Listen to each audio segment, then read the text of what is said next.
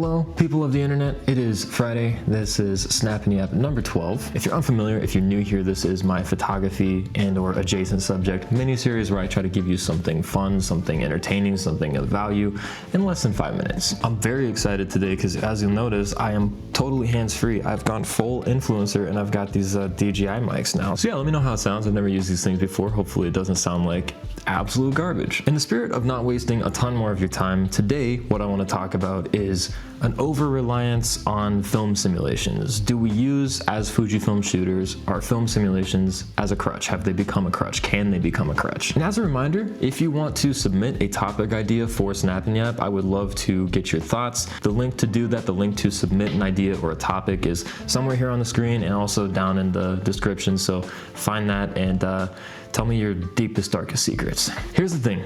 I look at editing as the unfortunate side effect of having taken a photo. Talking about film recipes, the JPEG recipes in this week's video on Monday, check it out if you haven't seen it, got me kind of thinking about film simulations, film recipes, JPEGs, editing in general.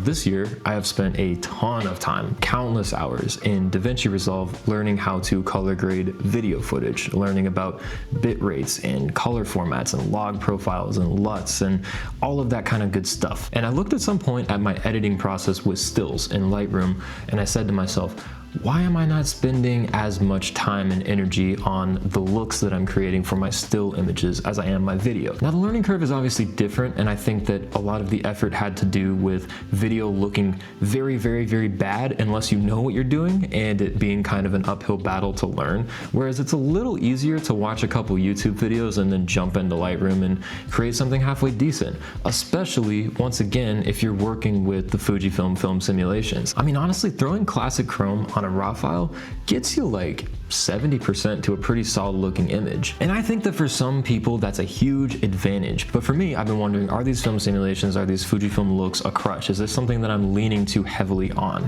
And look, there's no right answer, there's no wrong answer. If you like editing with film simulations, this video isn't meant to dissuade you from handling your images, processing your images however you want. And one thing that I love about shooting with Fujifilm cameras is that you can throw on a film simulation while you're shooting and see kind of like an approximation of what that final image might look like. Like I said again in Monday's video, it's much more inspiring than seeing just the flat, ugly, raw colors on the back screen of your camera. It's a lot more fun to see the world in classic Chrome or black and white. But I guess what I'm getting at here is that I just want my work to have its own visual identity. I was getting bored of just slapping classic Chrome or classic negative on everything. Of course, I make more tweaks than that. I mean, I have an entire preset pack designed around using Fujifilm's film simulations and kind of tweaking them in ways that I find to be aesthetically pleasing, at least. Hopefully the buyers of my preset pack have felt that way as well. I don't want to over-rely on somebody else's color science or color science that is available to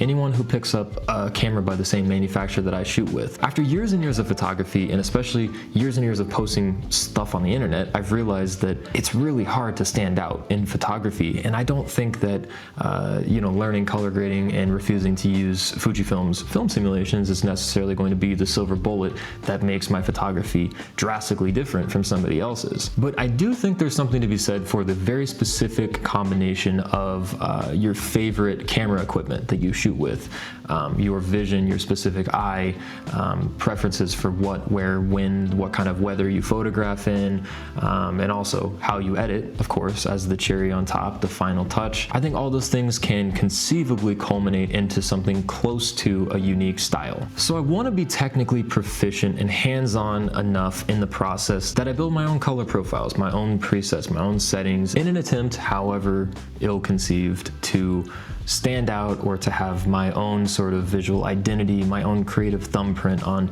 everything that I post-process in Lightroom. So tell me, does this kind of stuff matter to you? Do you think that as Fujifilm shooters we over-rely or tend to over-rely on these film simulations? Is it a crutch? Is it something that's cliched and overdone? Or is it something that you feel is just a really, really valuable tool in your arsenal? And maybe it's just something that saves us time in editing and just helps us walk away with an image that looks great in post post without a whole bunch of time, you know, fussing around with color wheels. I think between JPEG recipes and film simulations, I can also totally understand and respect those of us who just shoot JPEGs and have way more fun with the actual photography process than the processing of the images. And maybe like many things in life, it just simply comes down to different strokes for different folks. And maybe I just answered my own question. But as always, thanks for watching. Be sure to like, comment, subscribe, help me out with the algorithm, help me convince these robots that my content is worth pushing out into the ether. New video, as always, on Monday. Until then, have a great weekend, take a bunch of photos, and I will talk to you soon.